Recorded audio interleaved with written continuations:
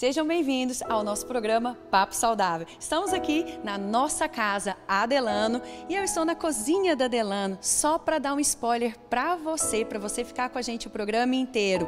O nosso convidado especial desse programa, ele vai estar por aqui ou ele trabalha com cozinha.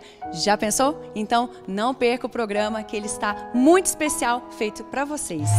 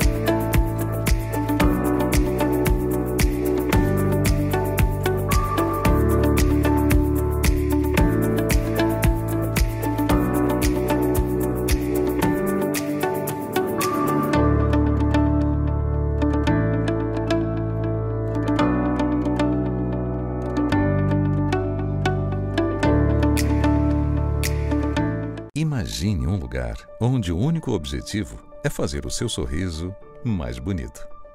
Usando tecnologia de ponta, a Melo Clinic é responsável por milhares de sorrisos perfeitos. Especializada em cirurgias de alta complexidade, a Melo Clinic se destaca em regeneração óssea e implantes com excelência. Distribua sorrisos aonde for. Você pode. Melo Clinic, valorizando o seu sorriso.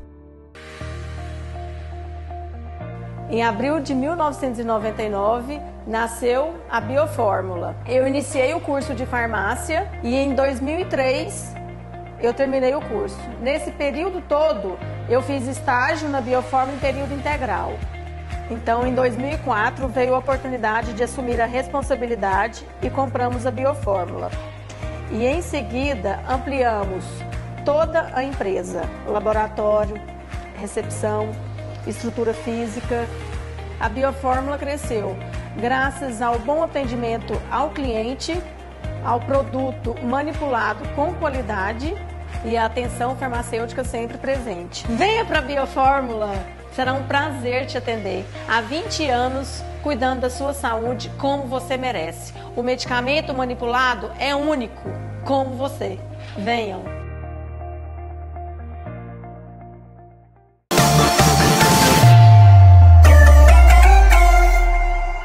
Voltamos agora com o nosso Papo Saudável com meu amigo Eudécio. O doutor Eudécio vai conversar agora aqui com a gente e nós estamos aqui na Delano, nessa loja incrível. Eu queria agradecer também a Dicas do André e a Animale Goiânia Shopping e também a Lacoste Goiânia Shopping. Muito obrigada por deixar a gente assim, né?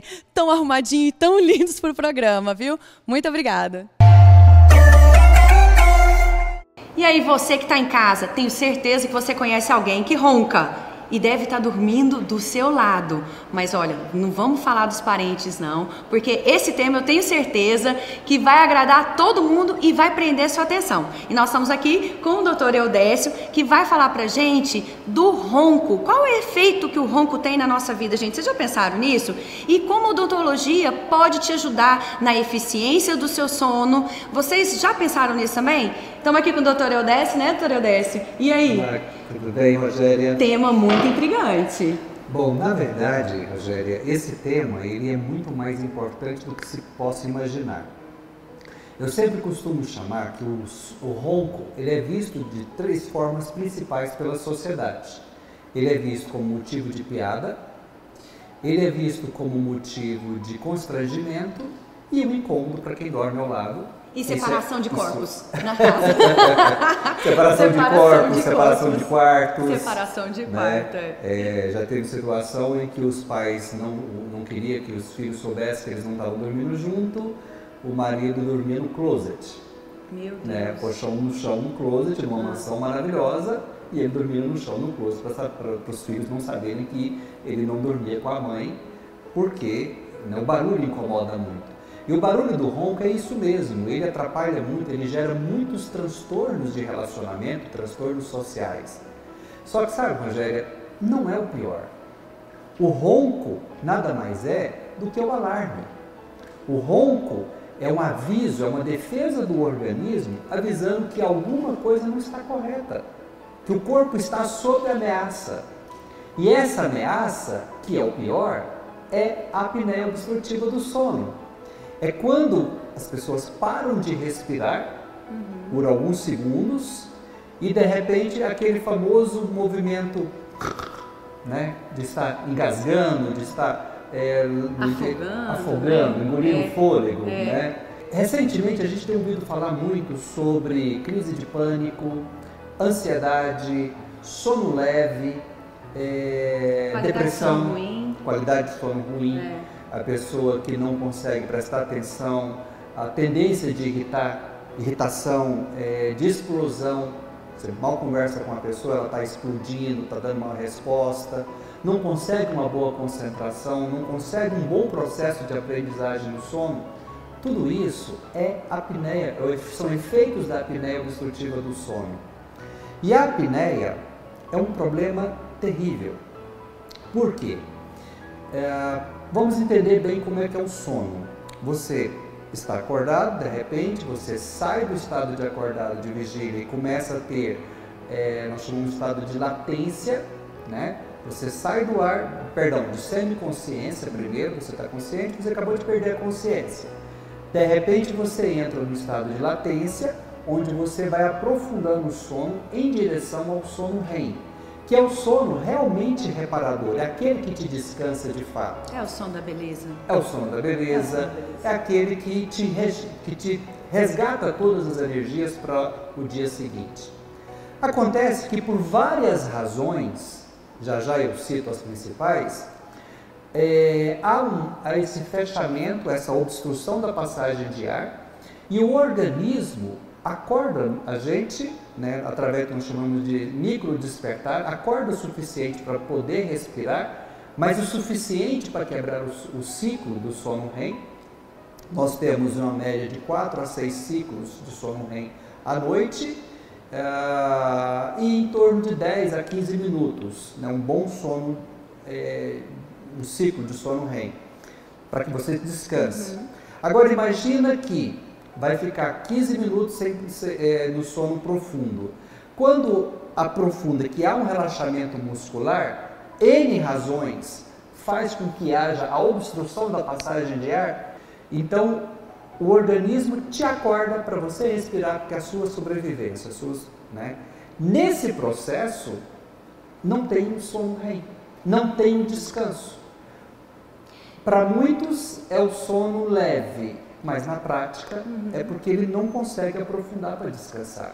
E sabe o que eu acho interessante? É que simplesmente as pessoas, a gente vê esse tipo de assunto, esse tipo de desconforto com frequência, e as pessoas simplesmente não procuram ajuda, não procuram saber o que está acontecendo. E quando chega o momento de ter que usar aparelhos para conseguir respirar, que a qualidade do trabalho caiu, que a qualidade do sono caiu e que ele já não está conseguindo render mais aquilo que ele conseguia render, é quando a pessoa procura ajuda. Então por que não procurar ajuda antes, não é verdade? Quando está no começo desse processo. A eficiência do sono é tão importante que a pessoa se torna muito mais produtiva. Uma boa noite de sono reparador, ela é muito mais produtiva, ela é muito mais comunicativa, isso favorece, inclusive, todas as suas relações de trabalho, comercial, bom humor, alterações metabólicas no organismo, né? A deficiência respiratória favorece diabetes, favorece sobrepeso, barriga, tudo isso. E nesse momento em que nós estamos vivendo essa história de Covid, nós sabemos que qualquer doença ela vai chegar melhor no organismo se ele estiver debilitado, se tiver um sistema imunológico, né, para baixo. E poucas coisas derrubam mais a saúde de alguém do que depressão. E a depressão, boa parte dela poxa, não tenho razão nenhuma, mas eu estou triste. Não tem razão nenhuma, mas está triste. está ligado a esse processo respiratório. Eu costumo dizer, Rogério, todo mundo que vê alguém roncar, faz piada não ri não. Eu sei que é difícil de segurar essa onda, mas se você realmente gosta dessa pessoa, e normalmente a gente vai escutar ronco de quem a gente gosta, porque a gente está por perto, incentiva ele a procurar uma ajuda. E de que forma a odontologia pode fazer isso? Bom, as principais causas de ronco seriam o sobrepeso, a flacidez fisiológica decorrente dos anos, né? Uma arcada dental mais fechada e um fechamento da abertura da boca, isso força automaticamente, mecanicamente, a língua para trás, o que favorece a apneia. Então, são as principais situações que nós temos isso aí. É porque está muito cansado, porque está muito estressado. Tudo isso contribui, lógico, mas a apneia é um processo mecânico. É um somatório de fatores, viu, gente? E as principais formas de se tratar seria os aparelhos intraorais de avanço mandibular, aparelhos que promovem mecanicamente a abertura para a passagem de ar, seja a pessoa acordada ou dormindo, até porque acordado ninguém ronca, ninguém tem apneia, né? Só dormindo, com relaxamento muscular. Outra forma de tratar, e para quem tem um alto índice de apneia, seriam os aparelhos CPAPs, né? Tradicionalmente são os otorrinos, né? Mas médicos, de uma maneira geral, indicam o uso e que as pessoas, normalmente, elas só vão usar quando procuram, assim, quando já estão muito ruins, né? Exatamente. A questão do ronco e da apneia do sono. Até porque, Rogério, em estágios iniciais, não faz sentido entrar no CPAP mesmo. Sim. Os aparelhos intraorais, eles são muito eficientes nesse processo. O bacana é dizer isso que você está falando, porque as pessoas ficam esperando chegar no pior para poder usar o CPAP. Só que a gente tem recurso. Então, assim, a odontologia pode te ajudar nesse sentido, com aparelhos super tranquilos, né, Décio? Eu trouxe uma aqui. Esse é um aparelho que a gente desenvolveu na clínica. Ele veio do conceito da oclusão. Nós costumamos fazer esse dispositivo. Ele é individual, ele é personalizado para cada pessoa e fazemos ele com o objetivo de eliminar as dores de cabeça, as enxaquecas do dia a dia. E faz lá na clínica? Faz lá na clínica. Olha, que legal. E é um processo muito rápido. Uma consulta a gente escaneia, a gente analisa mecanicamente. Aquela máquina 3D, o scanner. E a gente determina quanto que nós precisamos de abertura. Existe um processo fisiológico que aceita quanto de abertura e quanto de avanço. Isso, né, não é indiscriminado, não é? O aparelho já calcula isso? Não. Aí é o conhecimento que a gente tem. O aparelho ele captura a imagem, a gente determina como que precisa e aí tem uma máquina, um sistema computadorizado que esculpe esse dispositivo. Isso aqui dá para ir na clínica pela manhã e no final do dia já tem a sua placa. Rápido, né? É um processo muito rápido hoje com a tecnologia. Então, mecanicamente, isso aqui é uma peça que deve pesar alguma coisa em torno de 20, 30 gramas no máximo, super, super leve, que as pessoas podem viajar. O CPAP é muito eficiente e ele é indicado para pessoas que têm altíssimo índice de apneia, porque uma coisa é você carregar um aparelho como esse no estojo, vocês mulheres põem numa bolsa, né? Ninguém nem vê. Os homens também, outra coisa é você carregar uma máquina. Né? E a eficiência de um aparelho desse, ela pode ser tão bom quanto o aparelho CPAP. Depende da causa, qual é o motivo que o paciente apresenta essa apneia, esse ronco. Da causa e da gravidade. Da causa e da gravidade. E Rogéria, isso não é brincadeira. Quando eu falo para não rir, não deveria rir, porque a apneia, quer dizer, quando começa com ronco, né? A apneia nem sempre quem está do lado vai acordar porque a pessoa parou de respirar. Então não tem barulho, o que atrapalha é o ronco. Uma vez que não é alertado ou simplesmente ignora, não, isso é coisa de homem mesmo, né? Gente, mas mulher também ronca, viu? Então não vamos colocar só a culpa nos homens, não, porque a mulherada também ronca. E muito, né? Então veja bem, isso daqui, pessoal, pode perfeitamente levar a infarto, a AVC, E todo um processo contribui, que eu havia falado há pouco, até mesmo para a crise de pânico. Sem falar que, normalmente, uma das causas bastante comum da apneia é quando se tem esse estreitamento, essa altura da boca, ela é diminuída por N razões, que não vem ao caso no momento. Então, com essa redução, que a língua vai para trás e que fecha a passagem de ar e que o côndilo, a conexão da mandíbula com essa região do crânio, força essa parte interna que é comum dar a labirintite, o zumbido, né?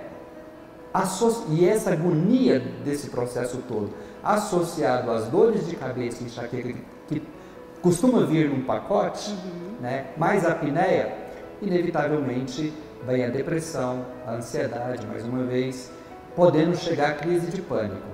E muitas vezes se preconiza o uso de relaxante muscular, medicamento para dormir. E os medicamentos para dormir são miorrelaxantes. Se é um miorrelaxante, ajuda a soltar a musculatura. Solta a musculatura, a pessoa dorme, mas acorda como se tivesse de ressaca.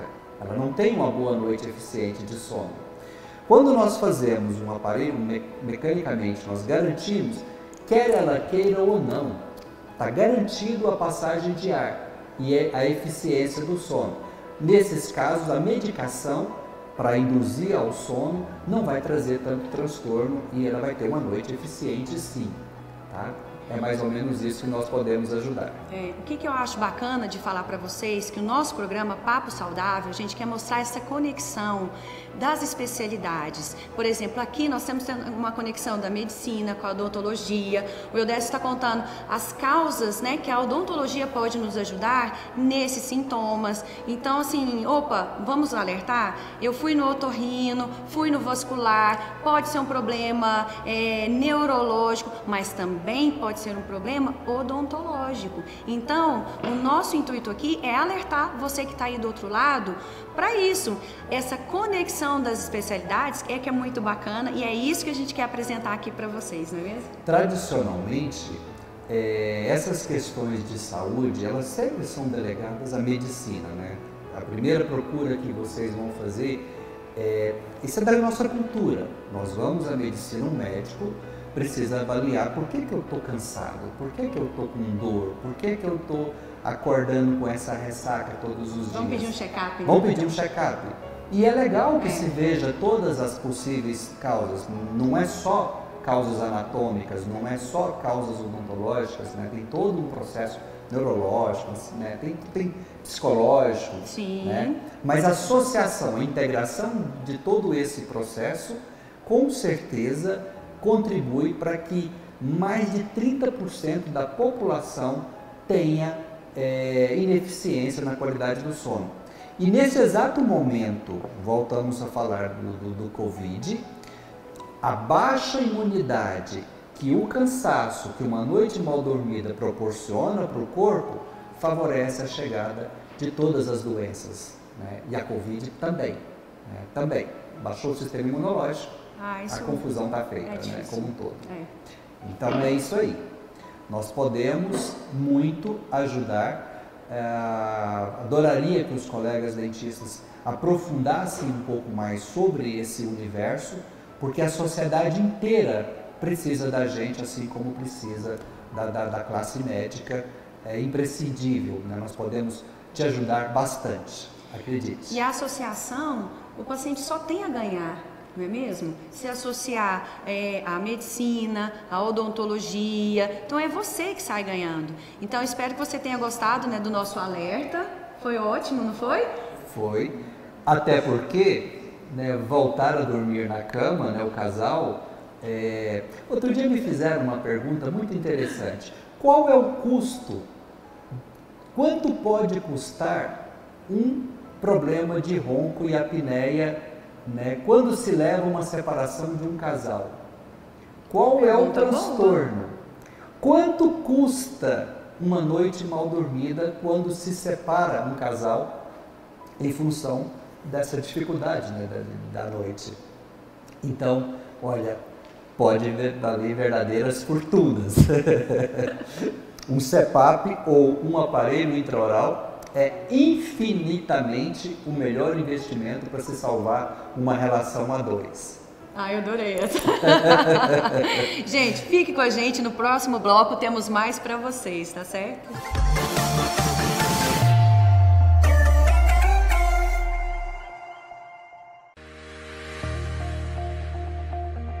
Em abril de 1999, nasceu a Biofórmula. Eu iniciei o curso de farmácia e em 2003 eu terminei o curso. Nesse período todo, eu fiz estágio na Biofórmula em período integral. Então, em 2004, veio a oportunidade de assumir a responsabilidade e compramos a Biofórmula. E em seguida, ampliamos toda a empresa, laboratório, recepção, estrutura física. A Biofórmula cresceu graças ao bom atendimento ao cliente, ao produto manipulado com qualidade e a atenção farmacêutica sempre presente. Venha para a Biofórmula, será um prazer te atender. Há 20 anos cuidando da sua saúde como você merece. O medicamento manipulado é único, como você. Venham!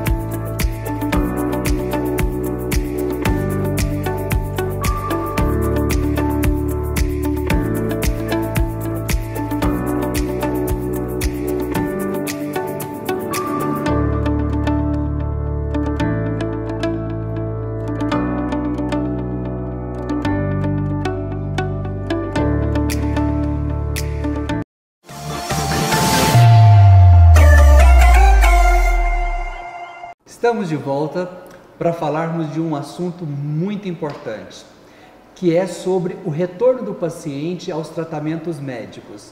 E eu gostaria que você, Rogéria, pudesse contar para eles como é que tem sido. Os clientes estão voltando, não estão voltando, estão com medo de voltar e até onde vale a pena eles esperarem e os tratamentos que eles estavam fazendo. Como é que está isso no dia a dia da clínica médica? É fantástico. Eu acho que a gente realmente tem que alertar a população sobre isso. Porque você que está aí na sua casa, você está esperando o Covid passar ou a vacina chegar, não é mesmo? Só que você abandonou o seu tratamento de saúde, não está fazendo a sua rotina de exames, a sua prevenção. Você abandonou o seu tratamento, porque hoje a maior preocupação das pessoas é não pegar o Covid, não é mesmo?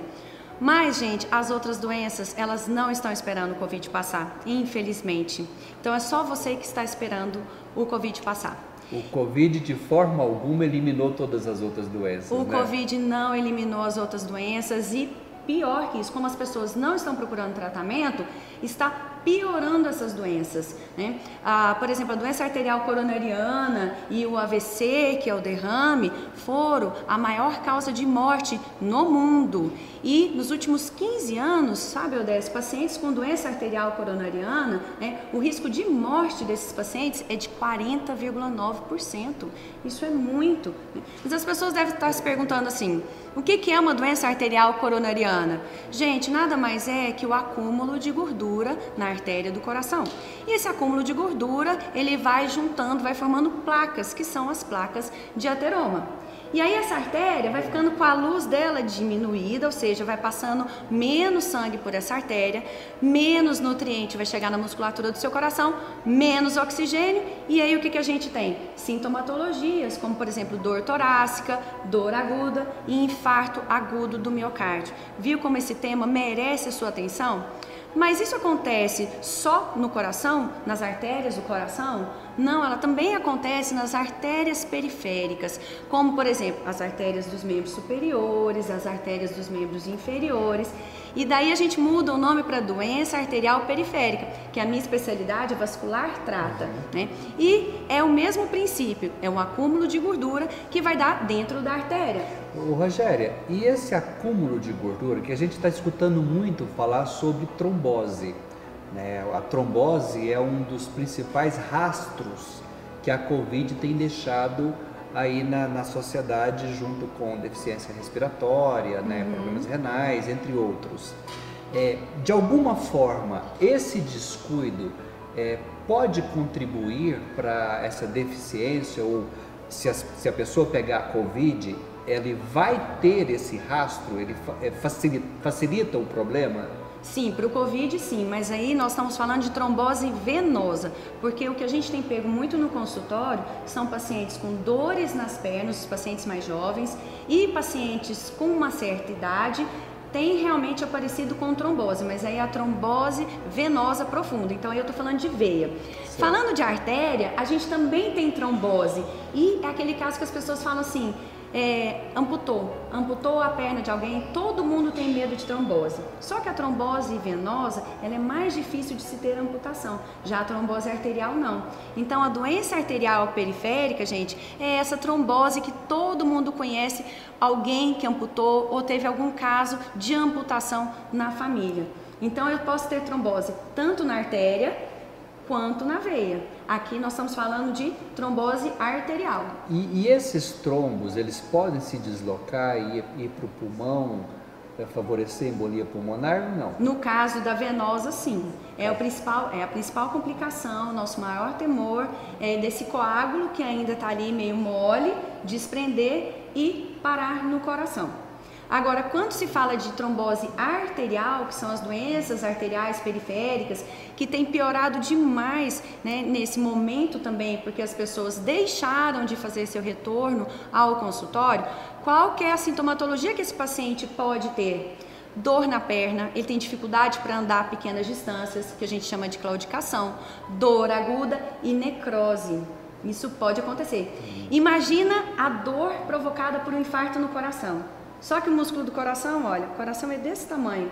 Agora imagina você sentir a mesma dor do infarto na sua perna ou no seu braço. Olha a diferença de tamanho do membro. É uma dor horrível, é lancinante. E é isso que hoje eu venho alertar vocês. É isso que eu quero que vocês guardem na memória desse programa. Que é importante sim estar voltando ao consultório. Rogéria, e também a falta de exercícios físicos, né? A gente tem relatos de pessoas que se enclausuraram, está aguardando. Estão enclausurados até hoje, Estão né? enclausurados até hoje. Que é necessário até pelo Covid, né?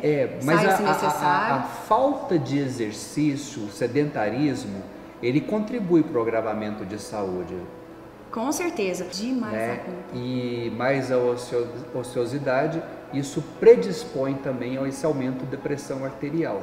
Com certeza, então tem esse aumento que você falou que isso tudo propicia, tem a hiperglicemia, a hipercolesterolemia, que é esse acúmulo de colesterol também nas nossas artérias, e aí vem o que é bacana que você falou, vem o sedentarismo, a obesidade, o sobrepeso, as pessoas estão fumando, quem fuma está fumando mais porque está ficando mais tempo em casa, a ansiedade, o estresse, né? E o álcool, todos esses são fatores de risco e tudo linkado a esse momento, gente, que a gente está vivendo de pandemia e de Covid. Então as pessoas estão tendo a pressão arterial mais elevada por conta de ficar mais sedentário, não fazer seu exercício físico, por conta de fumar mais, beber mais, comer mais, porque assim, a comida tem sido uma grande, a comida e a bebida, né? Uma Sim. grande válvula de escape para as pessoas nesse período que a gente está vivendo, não é mesmo?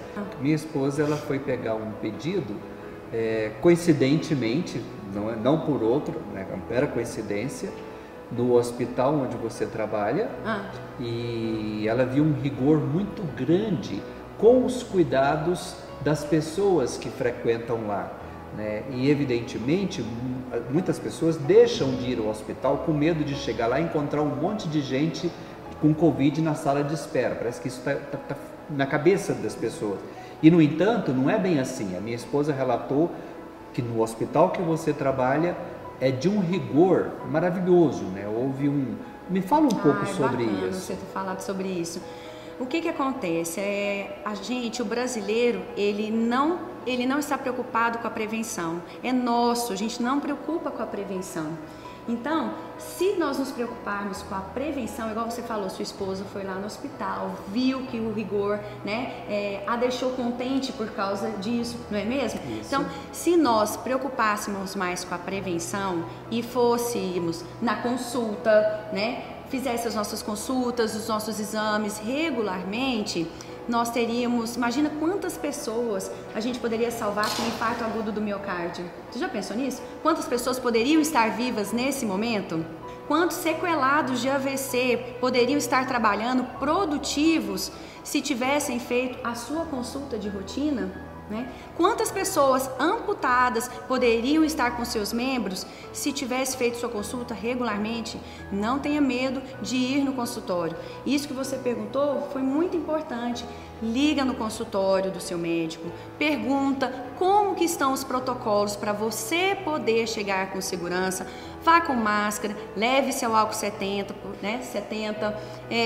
Se preciso for, leve acompanhante. Caso não precise, que você não precise por causa da idade, o acompanhante, por exemplo, lá na clínica, o acompanhante ele fica do lado de fora. Então, esse rigor que não só lá no Instituto nós estamos tendo, como outros lugares e outras clínicas e outros hospitais aqui em Goiânia estão tendo, é para a sua segurança, é para a segurança do seu médico, é para a segurança das pessoas que trabalham com a medicina, o enfermeiro, desde a pessoa que abre a porta para você. Porque ficar em casa, gente, são 15 dias sem trabalhar. Então, como a gente se preocupa com a nossa saúde, a gente também se preocupa com a saúde de vocês. Então, assim, se hoje nós conseguirmos alertar você que está em casa da importância de fazer o seu check-up nas especialidades que você já costumava e não deixar que o seu problema se agrave por medo de procurar auxílio médico, o auxílio odontológico, porque na clínica a gente vê isso também, né? O nosso papel hoje aqui está cumprido com vocês. Não pense que o Covid é a única doença que pode te matar. Nós temos muitas outras doenças, silenciosas ou não, que estão fazendo o mesmo processo. E isso a gente não vê as pessoas comentando, nem na televisão e nem nos jornais, não é mesmo? Aliás, o que se ouve é que várias das mortes registradas com Covid nem sempre são realmente Covid, né? E são nem sempre outros são problemas, relatadas, né? Não é mesmo? E outras que nem sempre são relatadas. Então é extremamente importante os cuidados com a saúde como um todo, né? Procure ajuda, vá ao consultório, vá com segurança, cuide da sua saúde, tenha hábitos saudáveis, procure fazer exercício físico, procure comer bem, que isso faz toda a diferença, né? Controle o seu peso, a sua pressão arterial e, se for possível, controle o estresse, tá certo? Eu sei que hoje em dia isso está muito difícil, mas a gente vai conseguindo driblar e vai conseguindo voltar a ter vida, voltar à normalidade. Espero que vocês tenham gostado desse bloco. Foi feito, né, Eudécio? A gente preparou com muito carinho para vocês.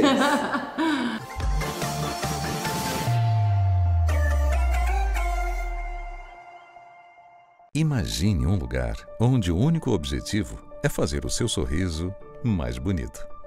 Usando tecnologia de ponta, a Melo Clinic é responsável por milhares de sorrisos perfeitos. Especializada em cirurgias de alta complexidade, a Melo Clinic se destaca em regeneração óssea e implantes com excelência. Distribua sorrisos aonde for. Você pode. Melo Clinic, valorizando o seu sorriso. Em abril de 1999, nasceu a Biofórmula. Eu iniciei o curso de farmácia e em 2003 eu terminei o curso. Nesse período todo, eu fiz estágio na Biofórmula em período integral. Então, em 2004, veio a oportunidade de assumir a responsabilidade e compramos a Biofórmula. E em seguida, ampliamos toda a empresa, laboratório, recepção, estrutura física. A Biofórmula cresceu graças ao bom atendimento ao cliente, ao produto manipulado com qualidade e a atenção farmacêutica sempre presente. Venha para a Biofórmula, será um prazer te atender. Há 20 anos cuidando da sua saúde como você merece. O medicamento manipulado é único, como você. Venham!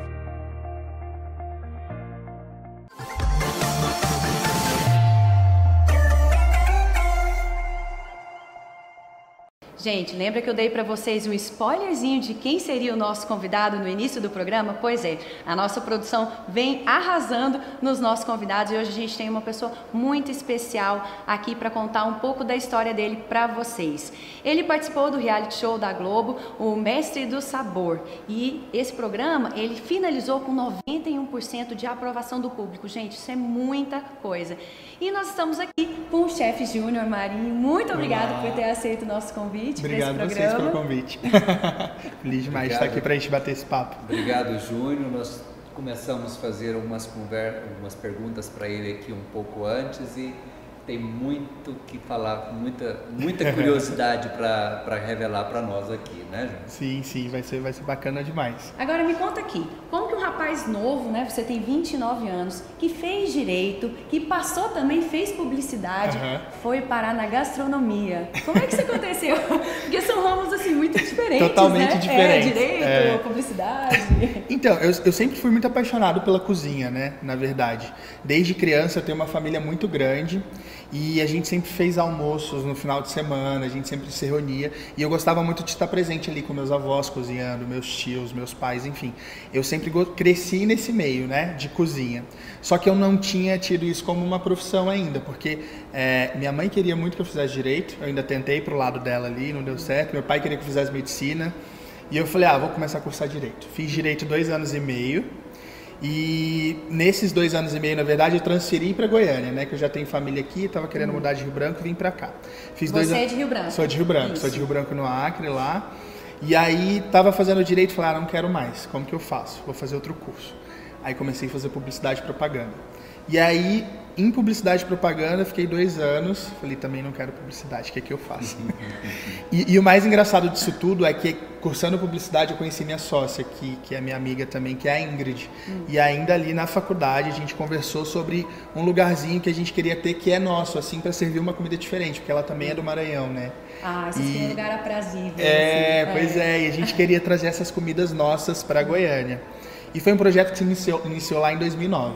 E aí, quando eu falei que eu ia sair do curso, ela falou pra mim assim, por que a gente não começa a fazer gastronomia? Você ama cozinhar pra gente, ama cozinhar pros seus amigos, você cresceu dentro de uma cozinha, por que não gastronomia? Foi quando a gente começou a cursar juntos gastronomia, em 2000. Ela fez junto com você? Fez junto comigo, Foi quando a gente começou a cursar em 2010. E aí a gente ficou esse tempo todo lá cursando e dentro ali da faculdade ainda, quando eu estava no 2º período, foi quando eu conheci o Ian, com quem eu trabalhei quase de 6 a 7 anos, e aí veio o projeto do Joá. Então foi uma coisa assim, bem... Quando as coisas são para dar certo, né? Você vê que vai acontecendo assim. E eu queria saber por que do Joá, por que desse nome? Então, minha avó é cearense, né?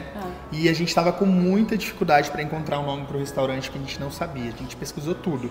Nome de árvores da Amazônia, pássaros, tudo que vocês imaginarem relacionados ao Brasil, já que a gente trabalha com cozinha brasileira, a gente pesquisou. E nada dava certo. Aí um dia eu estava conversando com a minha avó pelo telefone e aí ela falou, a gente estava falando sobre algumas árvores de frutos que tinham do Nordeste lá, e ela falou do Joá, que é o fruto do juazeiro, que inclusive dá um nome para uma cidade que é Juazeiro do Norte. E eu falei, cara, esse nome é muito legal, ele é pequeno, ele pode pegar, vou apresentar para os meninos. Eles foram um pouco resistentes no início, mas depois eles aceitaram de boa e foi aí que surgiu esse nome. E como é que apareceu o Mestre do Sabor na sua vida? Como é que foi esse chegar no programa? Então, eles me fizeram um convite. No primeiro momento eu achei que era, na verdade, um trote. Porque eles primeiro me ligaram, não chegou e-mail, não chegou nada. Eles me ligaram, eu falei, nossa, então sua fama já tinha chegado lá. Pois então. A pessoa não ataca, né? A falando, ele já tinha chegado lá. Eles pesquisam Instagrams, eles têm Sim. as pessoas que ficam olhando. Aí ela me ligou e falou, a gente gostou muito do seu perfil, a gente gostou muito do seu Instagram. Tem um amigo meu que é responsável pelo marketing do restaurante e a gente já vinha fazendo alguns vídeos para o restaurante, para minha rede social também, porque a gente queria destacar isso e conseguir mais clientes. E ela falou, a gente viu sua rede social, a gente gostou muito, a gente viu os vídeos que vocês estão fazendo e a gente quer te fazer um convite para participar do reality show que já estava na segunda temporada, né? Que é o Mestre do Sabor. Aí eu fiquei pensando assim, eu falei, quê? Eu falei, acho que você não. Falei, não. Aí eu peguei assim, tirei o celular, olhei o DDD, né, 21, eu falei, não, deve ser brincadeira. Eu falei, então tá, eu só preciso que você oficialize isso pra mim, né, me mande um e-mail e tal, com tudo certinho, porque você sabe que a gente tá passando por um período onde todo mundo cai em golpes, em trotes, então assim, eu preciso só que você me oficialize isso. Aí na mesma hora ela mandou o e-mail e eu falei, nossa, mentira. É verdade. Né? É verdade.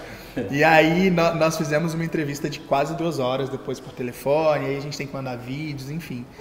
E foi uma coisa muito nova e muito boa pra gente, principalmente para esse momento que a gente está vivendo, porque o programa ele trouxe uma visibilidade para mim e para o restaurante assim que fez a gente conseguir superar esse momento da pandemia, né? Nós ficamos quase 4 meses fechados, então para um restaurante que tem um fator.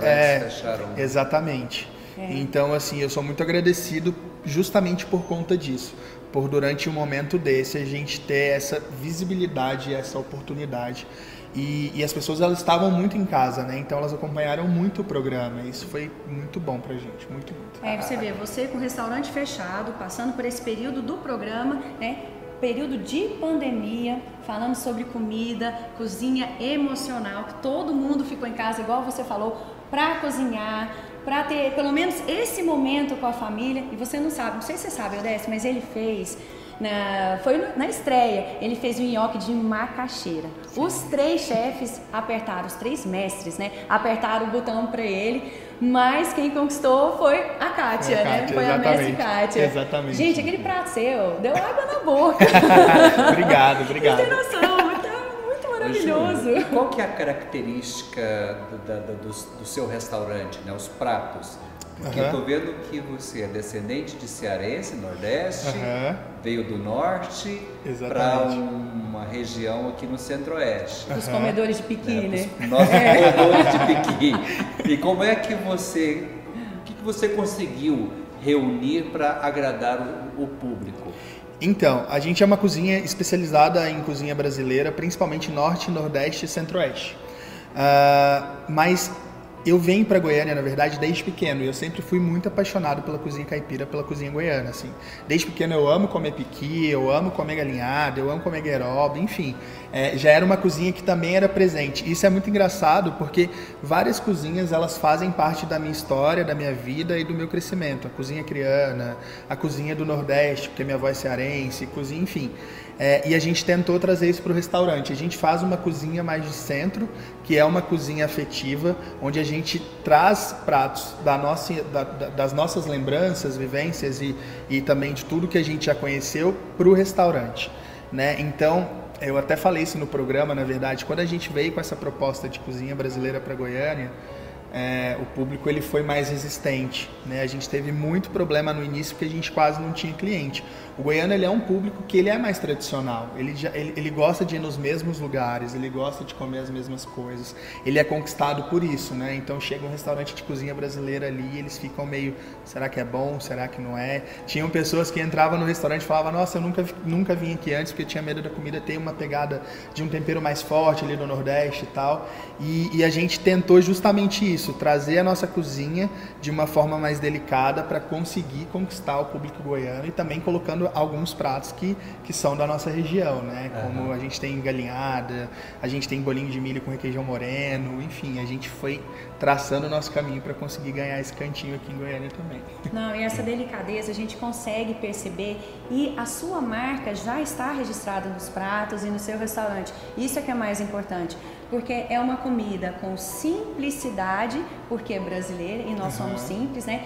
Mas com a delicadeza e a elegância de um prato internacional. Então, assim, nossa, vocês estão de parabéns, você está de parabéns no seu restaurante, porque realmente é uma comida comida que te enche, assim, te enche os olhos, é uma comida bonita, é uma comida extremamente gostosa. Obrigado. Então a gente sai do restaurante com gostinho de quero mais, sabe? Obrigado, fico feliz demais de ouvir isso, muito mesmo. Eu ainda não conheço, mas a partir de hoje, ainda essa semana, eu quero estar lá, tá, Júlia? Eu adoro descobrir. De uma forma geral, todos nós fomos obrigados a ficar em casa, né? Todo mundo passou a ter medo de restaurante não, de locais públicos, né? E evidentemente que as pessoas passaram a pedir a sua refeição em casa, que acho que foi um dos segmentos que mais cresceu delivery, nesse período, né? O delivery. Vocês também atendem no delivery? Como é que funciona? Reservas? Sim. Como é que funciona essa dinâmica? Assim que a gente descobriu que a gente ia fechar, eu já comecei a me planejar, porque o goiano também, a gente não tinha essa presença tão forte do delivery como é em São Paulo, por exemplo. São Paulo é uma cidade que o delivery é muito presente, principalmente, não principalmente, mas também em restaurantes voltados para alta gastronomia, como por exemplo o Mani, como por exemplo alguns restaurantes que têm estrela Michelin, eles fazem essa parte do delivery também, né? E a gente ainda não tinha ido para essa direção, né? Então, quando a gente fechou, que a gente se viu obrigado a ir por esse lado também, eu era uma pessoa mais resistente a delivery, porque ele me assustava de uma forma, porque a partir do momento que a comida ela passa da nossa porta, a gente não tem mais controle sobre ela, né? A gente tem pessoas que vão entregar, a gente não sabe quanto tempo ela vai demorar para chegar na casa do cliente. Então, por isso, a gente... Sua preocupação era a qualidade, né? Exatamente. Como manter essa qualidade, né? E foi aí que a gente tomou a iniciativa também de fazer uma outra opção de menu, mas que não fugisse da cozinha brasileira. A gente optou pelas quentinhas, né? Porque eu acho que nada é tão brasileiro como quentinha, como matula, como marmita, enfim. E as panelinhas aqui. Exatamente. Porque os nossos pratos hoje também com o restaurante aberto, eles chegam a levar 6, 7 ingredientes. E eu sabia que eu não ia conseguir colocar isso numa matulinha, né? Então foi quando a gente fez as quentinhas do Joá. Elas ficavam ali em torno de R$35 a R$40 no máximo, até para incentivar os nossos clientes a pedirem mais, né? E aí, há 2 semanas nós reabrimos, seguindo todas as regras que foram impostas, enfim, distanciamento, porque a gente quer preservar não só os nossos clientes, como os nossos colaboradores, nossas famílias. Então, todos os cuidados necessários que a gente precisa tomar, a gente toma eles com um pouco mais ainda, né? Mas essa reabertura foi muito importante para a gente. E essa reabertura, mais a sua passagem, né, essa visibilidade que você teve, somou bastante ao restaurante. O seu restaurante hoje, você está com um movimento bem mais interessante do que você tinha, ou as pessoas ainda estão receosas de frequentar, ou já venceu essa barreira? Como é que está essa dinâmica? Olha, a gente não sentiu essa melhora tão crescente no movimento ainda, né? É porque as pessoas estão em casa. Eu acho que as pessoas elas ainda estão com um pouco de receio de sair, com um pouco de... mas a gente está com um movimento bom, assim. A gente já recebeu, depois que reabriu, pessoas de São Paulo, que falaram que vieram por conta do programa, pessoas de Aracaju, Rio Verde, Brasília. Então, essa visibilidade foi boa pra gente nesse sentido, assim. Muitas pessoas foram no restaurante, inclusive recebemos mais... Porque a gente lembra, né? Tem clientes que os meninos do salão, eles lembram, esse daqui já é cliente da casa, esse daqui não é, já vinha antes. Então, a gente percebeu que esses clientes que estão indo no restaurante agora são clientes que vão a primeira vez, que viram no programa e que começaram a ir, sabe? Então, a gente percebeu que o programa ele deu essa visibilidade maior pra gente conseguir alavancar a partir de agora. Que legal. E como é que foi a gravação lá no programa? Vocês tinham que ficar lá? Vocês ficavam em hotéis até poder gravar? Como é que foi fazer aquela participação naquele programa com o Face Shield? Que foi, né, complicado gravar com o Face. No consultório, gente, atender já é complicado. Imagina você cozinhar com o calor do fogão e com o Face. Como é que foi? Muito ruim. A primeira vez que nós fomos, a gente ficou quase 20 dias, né? Que foi quando a gente fez as gravações, a única coisa que não era gravada era a final. E aí nós ficamos esses 20 dias, o hotel era assim pertinho do estúdio, muito pertinho ali em Jacarepaguá. Então tinha uma van que buscava a gente, levava todos os dias. Aí e todos ficavam nesse hotel? Todos ficavam nesse hotel, E aí eu acho que no 5º dia de gravação começou todo esse negócio de fechar, o meu restaurante já tinha fechado, então isso tudo foi acumulando. No Rio não tinha fechado ainda, mas eles começaram a se prevenir, começaram a encerrar todas as gravações, o único estúdio que estava gravando era o nosso, inclusive, então eles começaram a tomar todos esses cuidados, porque eles sabiam que vinha uma coisa bem difícil para enfrentar, né? Então eles já começaram a se adiantar em relação a isso, pediram pra gente ficar só no hotel, fazer o trajeto só do hotel pro estúdio, do estúdio pro hotel, pra gente não sair, enfim. Então foram 20 dias, né, antes da gente voltar pra final, e na final foi a mesma coisa, a gente ficou no hotel separadinho, não teve contato com ninguém. Chegou lá, eles estavam com o face shield, macacão, enfim, os cuidados eram assim incríveis, né? Dava pra gente notar, a gente, por exemplo, estava assistindo o programa, via a preocupação do mestre de sabor com o cuidado, não só com vocês, mas de passar essa imagem também de um programa que está preocupado com a saúde, né? Da gente, de toda a equipe, né? A princípio eram 200 profissionais para fazer todo o programa, entre câmeras, maquiagem, figurinistas, enfim. Na final, eu acho que eles reduziram isso para 20 pessoas.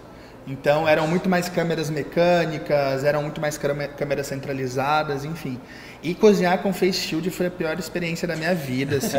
No restaurante, a gente tem que cozinhar de máscara, né? Só que é diferente. O face shield, ele embaça. Se a gente tá em cima de uma panela, sobe vapor. E eu, várias vezes, eu pegava a colher para provar e eu esquecia do face shield, ela batia aqui assim, ó, não é possível. E foi assim, mas foi bom, a gente sabia que aquilo ali era um mal necessário, né? Mas foi bom e engraçado ao mesmo tempo, assim, foi.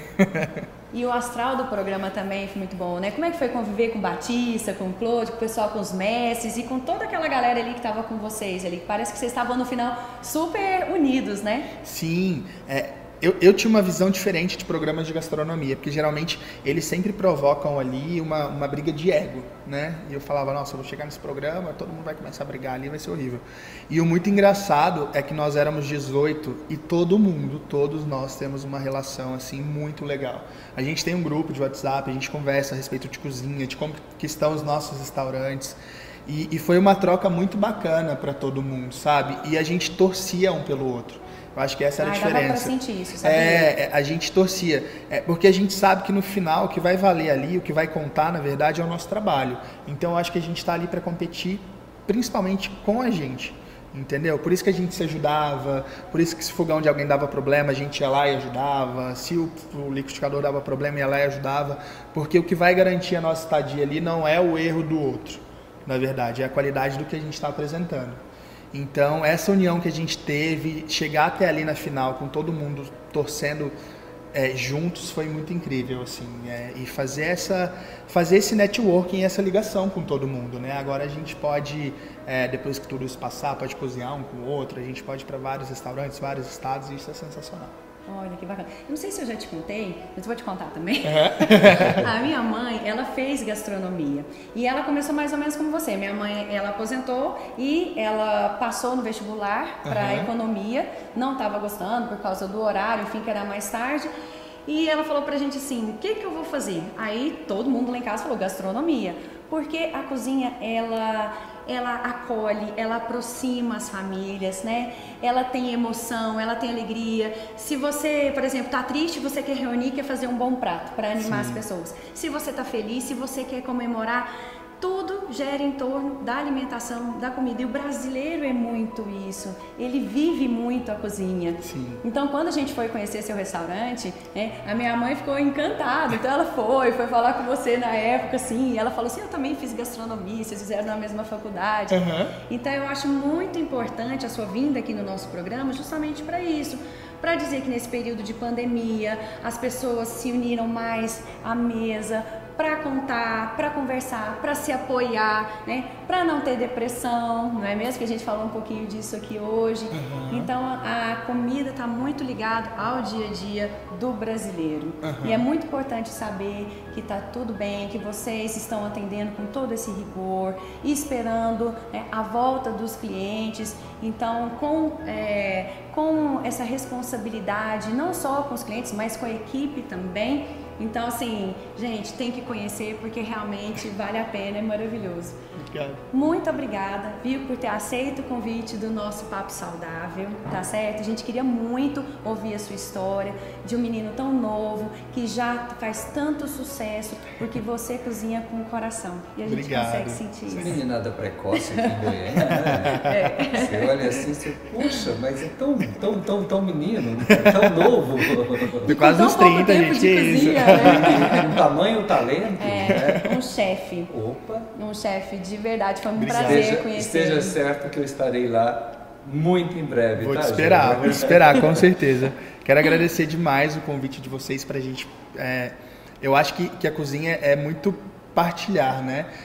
E a gente poder conversar a respeito de tudo isso é muito bom pra mim também. E obrigado pelo convite de vocês. Imagina, é um prazer enorme ter você aqui com a gente. Obrigado, tá? Obrigado.